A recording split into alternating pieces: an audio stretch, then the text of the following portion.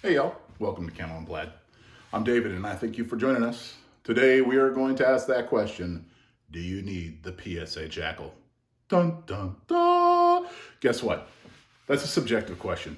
Do you have a need for an AR-AK pistol that does AR-AK things? If the answer is yes, this might be the one you want. Now, I like it, first of all, because it looks cool, and well, what else really matters? Oh yeah, function. So far, mine's been 100% reliable.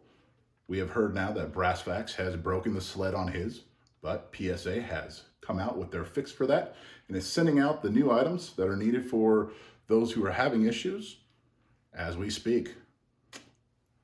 It seems to be a well-built gun. Again, minus that thing that we're hearing about. It is robust, it is rotund, and it does AK things with AR controls. That's one of the things I love about this, is that you don't have to relearn everything you've already known about functioning of a firearm. Yes, you do deal with the non-reciprocating charging handle, and that's a little bit different than an AR, but if you're used to having to operate an AK, it's not all that much to work around, right? To learn about. And then we have the monolithic upper, right? It gives us a single plane that we get to work with, and we get to put all of our accoutrement that we want to on there. So if you're gonna be running nods, you can put your laser aiming devices up top. You can still get a decent cheek weld if you need to. You can run it as a cheek gun, and everything's contained in here, so we don't have to worry about using this, but we can if we want to, because it does have a brace. I think its ability to move around things is probably one of its selling points. It is a small package. If you need it to work inside of a building, you can, without having to, short stock or anything like that. It's great for a truck gun because it will fit in a lot of different places. It will fit in your old 5.11 triangular bags, which is where I started out with bag guns.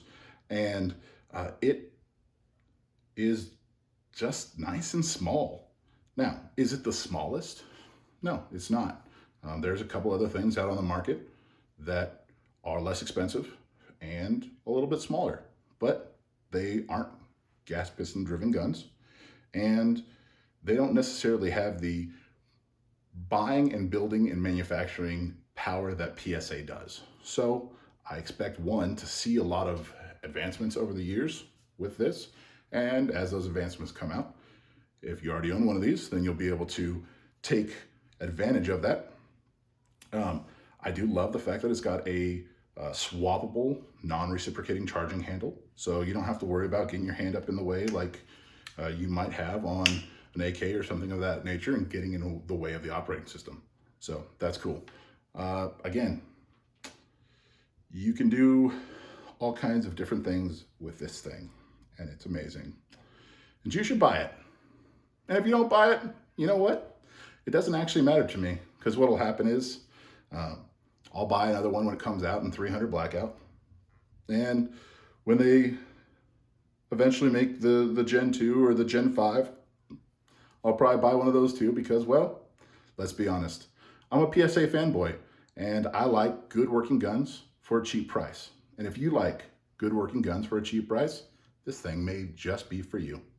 Well, thanks guys for your time and listening to me ramble again about the PSA JAKL. Y'all have a good one.